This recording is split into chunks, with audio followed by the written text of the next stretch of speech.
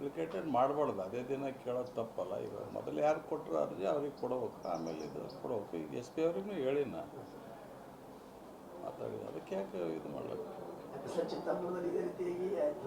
ಒಂದೊಂದು ಕಡೆ ಒಂದೊಂದು ಇಶ್ಯೂ ಬೇರೆ ಇರ್ತಾವೆ. ನಮ್ಮಲ್ಲಿ ಎಲ್ಲ ಕಡೆ ನಮ್ಮ ಜಿಲ್ಲೆದಾಗ ಏನು ಯಾವುದು ಸಮಸ್ಯೆ ಆಗಿಲ್ಲ. ಇವತ್ತಾದ್ರೂ ಎಸ್ ಪಿಗೆ ಹೇಳೀನಿ, ಫಸ್ಟ್ ಯಾರ್ದು ಅರ್ಜಿ ಬಂದಿರ್ತಾರೋ ಅವ್ರಿಗೆ ಕೊಡ್ರಿ, ಆಮೇಲೆ ಕೊಡ್ರಿ. ಕನ್ವಿನ್ಸ್ ಮಾಡಿ ಬೇರೆ ಬೇರೆ ದಿನ ಇಡ್ಲಿಕ್ಕೆ ಹೇಳ್ರಿ. ಅದು ಸಂಘರ್ಷ ಯಾರಿಗೆ ಕೊಡ್ಬಾರ್ದು.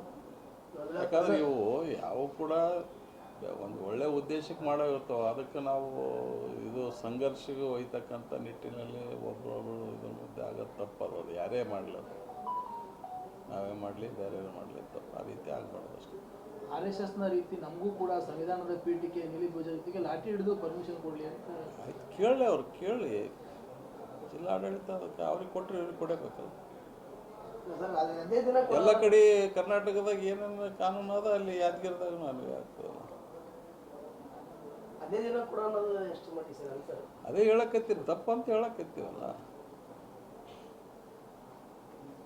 ಒಳ್ಳೆ ಉದ್ದೇಶಕ್ಕೆ ಕೇಳೋದು ಬೇರೆ, ಬೇರೆ ದುರುದ್ದೇಶಕ್ಕೆ ಕೇಳೋದು ಬೇರೆ. ಅದಕ್ಕೆ ಕನ್ವಿನ್ಸ್ ಮಾಡಿ ಬೇರೆ ಬೇರೆ ದಿನ ಇಲ್ಲ ಬೇರೆ ಅವತ್ತೇ ಕೇಳಿದ್ರೆ ಟೈಮಿಂಗ್ ಬೇರೆ ಮಾಡಿ ಕೊಡ್ರಿ ಅಂತ ಹೇಳಿ. ಮೊದಲು ಯಾರು ಕೇಳ್ಯಾರೋ ಅವ್ರಿಗೆ ಪ್ರಿಫರೆನ್ಸ್ ಕೊಡಲಿ, ಆಮೇಲೆ ಕೇಳಿದ್ರೆ ಆಮೇಲೆ ಕೊಡಲಿ.